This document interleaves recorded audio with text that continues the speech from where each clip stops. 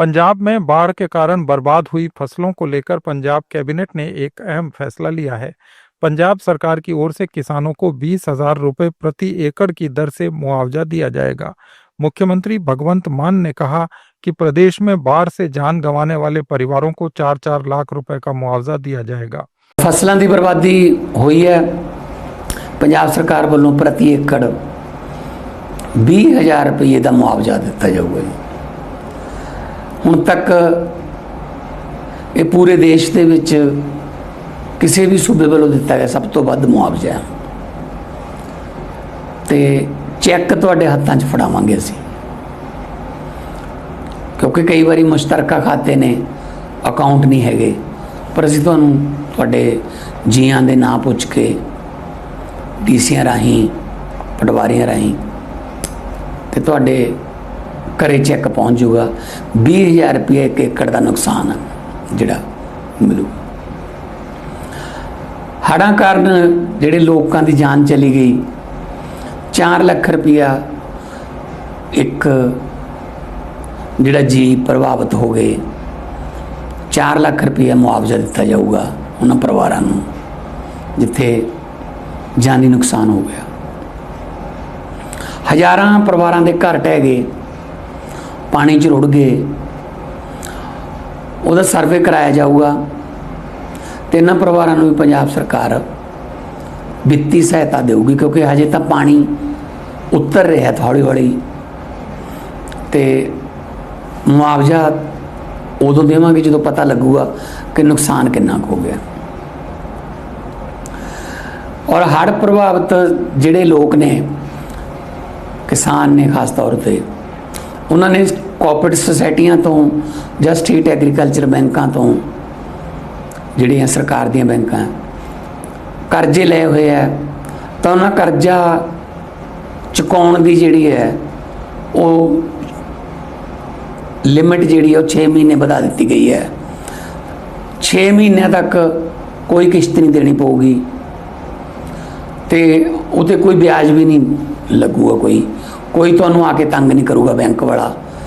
वड्डी गिणती च पशुओं का नुकसान होया, गावां, मझां, बकरियां, पोल्ट्री फार्म, पशु, मच्छियां, मौत हो गई। पंजाब सरकार इन्हां सारिआं नूं सहायता राशि देगी। वहीं उत्तर प्रदेश के मुख्यमंत्री योगी आदित्यनाथ ने राज्य में बाढ़ से प्रभावित इलाकों का सर्वे करने का आदेश दिया। योगी ने कहा कि सर्वे की रिपोर्ट आते ही तत्काल उन अन्नदाता किसानों को धनराशि नुकसान की भरपाई सरकार के स्तर पर शुरू कर दी जाएगी। उत्तर प्रदेश के अंदर जिन किसानों की फसलें बाढ़ की चपेट में, जल प्लावन की चपेट में आया है, उसका सर्वे करने का आदेश दिया गया है। और सर्वे की रिपोर्ट आते ही तत्काल उन अन्नदाता किसानों को उनकी धनराशि नुकसान की भरपाई सरकार के स्तर पर प्रारंभ कर दी जाएगी। आज के इस अवसर पर जब यह कार्यक्रम यहां पर हो रहा है, इन 48 ट्रकों को उत्तराखंड, हिमाचल और पंजाब भेजने के लिए आज हम लोगों ने अपने इन 3 प्रतिनिधियों को हम साथ में भेज रहे हैं। मुझे पूरा विश्वास है कि तीनों जगहों पर हमारे लोग जाकर के वहां के पीड़ित नागरिकों को उत्तर प्रदेश वासियों की संवेदना और इस राहत सामग्री का लाभ उपलब्ध करवाने में सहयोग करेंगे।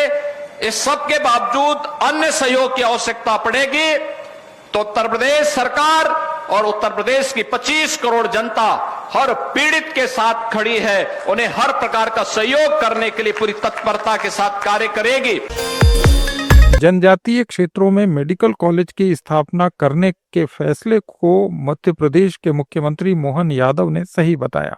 उन्होंने कहा कि झाबुआ जैसे ट्राइबल एरिया में मेडिकल कॉलेज की स्थापना का संकल्प पूरा किया जा रहा है। और नया प्रयोग अब हमने कहा कि हमारे एग्रीकल्चर के साथ साथ हमारी हेल्थ में भी वही बदलाव आना चाहिए, चिकित्सा क्षेत्र में भी आना चाहिए। तो चिकित्सा क्षेत्र में हम तो सरकार का हॉस्पिटल दे देंगे, प्राइवेट सेक्टर हो या विश्वविद्यालय, जिसको अपना मेडिकल कॉलेज खोलना है वो मेडिकल कॉलेज खोले। मैं बधाई देना चाहूंगा ग्वालियर को और देवी अहिल्या विश्वविद्यालय इंदौर को, जो झाबुआ में मेडिकल कॉलेज खोल करके इस योजना के बलबूते पर झाबुआ जैसे आदिवासी अंचल में अपने संकल्प की पूर्ति कर रहे हैं। आज बदलते दौर में ऐसे सारे चीजों को बढ़ाने की ही आवश्यकता। देश के 3 पूर्व चुनाव आयुक्तों ओपी रावत, एसवाई कुरैशी और अशोक लवासा ने मुख्य चुनाव आयुक्त ज्ञानेश कुमार की आलोचना की और इस बात पर सहमति जताई कि विपक्ष के नेता राहुल गांधी की ओर से उठाई गई आपत्तियों पर संदेह दूर करने की जिम्मेदारी इलेक्शन कमीशन की है। एक मीडिया हाउस के कॉन्क्लेव में पूर्व चुनाव आयुक्तों ने कहा कि ज्ञानेश कुमार का लहजा स्वीकार्य नहीं है। उन्हें आरोपों के जवाब में ये सब कहने की जगह इंक्वायरी करनी चाहिए थी। अगर पलटकर उनसे एफिडेविट मांग लिया जाता तो वे क्या करते? Questioning any stakeholder per se has never been the forte of Election Commission. Like my colleague and friend Ashok said, that whenever any doubt is expressed by even a common voter, Election Commission would always take it seriously, immediately investigate and immediately put the results and findings to that person and in public domain, to ensure that no clouds of doubt build up. So the onus is on the Election Commission. True, Election Commission should immediately have sorted that out. But the flip side, Dr. Qureshi, is Rahul Gandhi is accused of discrediting an institution that we have trusted. That every day if you say Election Commission chor hai, Election Commission is in the BJP's lap, the average public will say, we are losing faith. Is Rahul Gandhi to blame here or is the Election Commission to blame? Well, no, don't forget Rahul Gandhi is the leader of the opposition. And he is not voicing his own opinion, he is voicing the opinion of millions of people. Therefore, if he makes this comment, commission getting angry, it's not in the grain of the commission to get angry. So what would you have done? No, we would have ordered an inquiry. We would have taken it seriously and asking him for affidavit. What if he turns around and says, okay, you give me an affidavit that whatever 65 lakh deletions you have done, please give an affidavit. If there is one mistake, you will be criminally liable. Therefore, mistakes can be on either side. Is daring the leader of opposition this way, with this tone and with this anger, I don't think it has done any credit to the Election Commission. रूस के विदेश मंत्री Lavrov ने कहा है कि रूसी राष्ट्रपति पुतिन की आगामी भारत यात्रा की तैयारी की जा रही है और इसे लेकर काफी सावधानी बरती जा रही है। हम वर्ष के अंत से पहले रूसी राष्ट्रपति की आगामी भारत यात्रा के लिए बहुत सावधानी पूर्वक तैयारी कर रहे हैं और हमारे वार्षिक शिखर सम्मेलन होते हैं। अर्थव्यवस्था, सामाजिक और सांस्कृतिक क्षेत्र और सैन्य एवं तकनीकी सहयोग में रूस और भारत के पास बहुत अनुभव है और बहुत सारी योजनाएं हैं। चीन में राष्ट्रपति पुतिन और प्रधानमंत्री नरेंद्र मोदी के बीच बैठक के दौरान उन योजनाओं की स्पष्ट रूप से पुष्टि की गई है। यूक्रेन के राष्ट्रपति जेलेंस्की से एक न्यूज चैनल के इंटरव्यू में पूछा गया कि आपने मोदी, शी जिनपिंग और पुतिन की बैठक देखी, क्या भारत पर टैरिफ लगाने की ट्रंप की योजना उल्टी पड़ गई है? जेलेंस्की ने इसके जवाब में कहा कि रूस के साथ सौदे जारी रखने वाले देशों पर टैरिफ लगाना सही विचार है। You saw the meeting this week, though, between Modi and Putin and Xi, and President Trump has said that they have gone to the dark side with China. When you saw Modi there, who has helped Russia, so did the plan backfire of trying to put sanctions on them?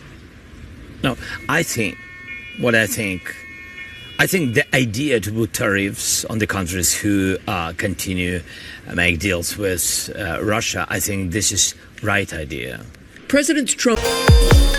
अमेरिकी राष्ट्रपति Donald Trump ने एक conservative political and religious convention में बोलते हुए कहा कि वे हर रूप में धार्मिक स्वतंत्रता की रक्षा करेंगे।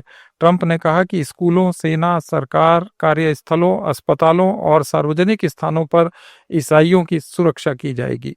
I will defend religious liberty in all of its forms. I will protect Christians in our schools, in our military, in our government, in our workplaces, in our hospitals, and in our public square. And I will also protect other religions. We want that, right? Other religions. And we will bring our country back together, one nation under God. रूसी विदेश मंत्री Sergei Lavrov ने अमेरिकी tariff की धमकियों के सामने न झुकने के लिए भारत, चीन और ब्राजील की सराहना की।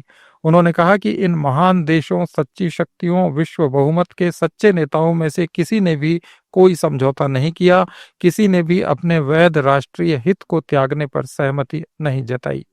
रूस के साथ व्यापार जारी रखने और रूसी ऊर्जा खरीद जारी रखने के कारण सजा के तौर पर निषेधात्मक शुल्क लगाने की संयुक्त राज्य अमेरिका की धमकियों पर ब्राजील, भारत और चीन ने प्रतिक्रिया दी। उन महान देशों, सच्ची शक्तियों, विश्व बहुमत के सच्चे नेताओं में से किसी ने भी कोई समझौता नहीं किया, किसी ने भी अपने वैध राष्ट्रीय हितों को त्यागने पर सहमति नहीं जताई। हमारे पश्चिमी समकक्षों की ओर से ऐसी कार्रवाइयां हमेशा की तरह सामने आती हैं और मुझे लगता है कि यहाँ यूरोप भविष्य की विश्व अर्थव्यवस्था के लिए और भी अधिक हानिकारक और नकारात्मक भूमिका निभा रहा है। मुझे लगता है कि ऐसी कार्रवाइयां उन देशों के लोगों के वस्तुनिष्ठ हितों को ही कमजोर करती हैं, उन्हें आकर्षक सौदे छोड़ने और सस्ती ऊर्जा छोड़ने के लिए मजबूर करती हैं और वे ऐसा केवल एक निर्यातक को उसके व्यवहार के लिए दंडित करने के लिए करते हैं। राजस्थान विधानसभा में नेता प्रतिपक्ष टीकाराम जूली ने राजस्थान सरकार पर आरोप लगाते हुए कहा कि प्रदेश में कानून व्यवस्था की हालत काफी खराब है, लेकिन सरकार सदन में लॉ एंड ऑर्डर पर चर्चा कराने को तैयार नहीं है। ऐसा पहले कभी नहीं हुआ। माध्यम से प्रदेश की जनता को कहना चाहूंगा कि ये पहला ऐसा सत्र है जिसपे कानून व्यवस्था पे चर्चा नहीं हुई है। पूरा सत्र निकल गया, पूरी साल निकल गई, इतिहास उठा के देखोगे तो आपको नजर आएगा कि कभी भी कोई ऐसा सत्र नहीं गया जिसपे कानून व्यवस्था की चर्चा नहीं हुई हो। और आज गृह मंत्री जी, गृह राज्य मंत्री जी मेरे लिए कह रहे थे कि मेरे को माफी मांगनी चाहिए। उनके बारे में, उनके रिश्तेदारों के बारे में क्या क्या छपा है अखबारों में, मीडिया में, वो भी जरा बता दें, पता चल जाएगा। इनके सांसद, इनके विधायक, इनकी सरकार के तहसीलदार FIR दर्ज कराने के लिए धरने पे बैठे हैं। इन्हीं की सरकार का महिला आयोग की भारत सरकार की रिपोर्ट है कि पूरे देश के अंदर राजस्थान का शहर जयपुर, जो हमारी राजधानी है, वो 7वां स्थान है सबसे असुरक्षित महिलाओं के लिए। और ये लोग बात करते हैं, कहते हैं टीकाराम जूली को माफी मांगनी चाहिए। टीकाराम जूली 10 बार माफी मांगने को तैयार है। आप बताइए तो सही, पूरे प्रदेश के अंदर किस प्रकार की आपकी कानून व्यवस्था हो चुकी है। छोटी छोटी बच्चियों से, 8 साल की बच्ची से रेप, बांसवाड़ा के अंदर नाबालिग बच्ची से बलात्कार करके उसके प्राइवेट पार्ट के अंदर बोतल तक दरिंदों ने डाल दी और सरकार मौन है, चुप है। पूरा विपक्ष चिल्ला रहा है कि सरकार को जवाब देना चाहिए और ये जवाब देने की बजाय कह रहे हैं विपक्ष को माफी मांगनी चाहिए। 11 हिरासत के अंदर मौत ये मान रहे हैं, 20 से अधिक मौत हुई है। अलवर के अंदर एक सैनी समाज का बच्चा जिसको थाने के अंदर पीटा गया, उसकी मौत हो गई, उस तक कोई हिरासत में मौत नहीं मान रहे हैं। आज तक उस पर कोई कार्रवाई नहीं हुई। पूरे देश के अंदर अगर हिरासत में 2 मौत भी हो जाए तो बीजेपी जो है कपड़े फाड़ देती है और यहाँ 20-20 मौत हो गई, चुप है ये लोग। उदयपुर के अंदर DG साहब मीटिंग ले रहे हैं, उसी समय इनकी सरकार का एडिशनल SP ट्रैप हो रहा है। ये राज है इनका, यही राज है। सैकड़ों मामले ऐसे हैं जिसमें खुद पुलिस कर्मियों ने जनता से ज्यादती की है। लास्ट टाइम महिला दिवस के अवसर पर एक पुलिसकर्मी ने जयपुर के अंदर जब आईफा चल रहा था, लेडीज के साथ जबरदस्ती की गई। ये हमसे कह रहे माफी मांगे रहे, माफी तो आपको मांगनी पड़ेगी, आज नहीं तो 3 साल बाद मांगनी पड़ेगी। और सरकार आंख बंद करके बैठी है, आंकड़े लेके आगे। ये आंकड़े कांग्रेस के समय में ये थे, क्यों कहते थे कि नहीं सहेगा राजस्थान, क्यों कहते थे, आज क्यों सहे राजस्थान। पूरा जो राजस्थान है वो डर के साए में है। कल की रिपोर्ट निकलवा के देखोगे तो आपको दलित एट्रोसिटी, चाय की दुकान पे SC के व्यक्ति अगर चाय बनाते तो उसकी चाय छोड़ के चले जाते, ये हालत राजस्थान के अंदर है। तो क्या क्या सहेगा राजस्थान में, इन लोगों से पूछना चाहता हूँ। राष्ट्रपति द्रौपदी मुर्मू ने विज्ञान भवन में इंजीनियरिंग निर्यात संवर्धन परिषद के प्लेटिनम जुबली समारोह में कहा कि भारत में उपलब्ध टैलेंट और एनर्जी को इनेबलिंग इकोसिस्टम प्रदान कर भारत को एक लीडिंग इनोवेशन इकोनॉमी बनाया जा सकता है। उन्होंने कहा कि सबको इसके लिए संकल्प लेना चाहिए। High quality engineering services and products at low cost Bharat की बहुत बड़ी शक्ति है। विश्व की सबसे बड़ी कंपनियों के ग्लोबल कैपेबिलिटी सेंटर्स भारत में है। समुचित प्रोत्साहन और इकोसिस्टम उपलब्ध कराकर भारत को ग्लोबल इनोवेशन सेंटर बनाने की सोच के साथ EEPC जैसे स्टेक होल्डर्स को आगे बढ़ना चाहिए। ये थे आज के कुछ अहम बयान। अपडेट्स के लिए जुड़े रहिए लेट्स माइक के साथ। आप सुन रहे थे let's make more than radio. Follow कीजिए हमें हमारे सोशल मीडिया प्लेटफॉर्म्स पर।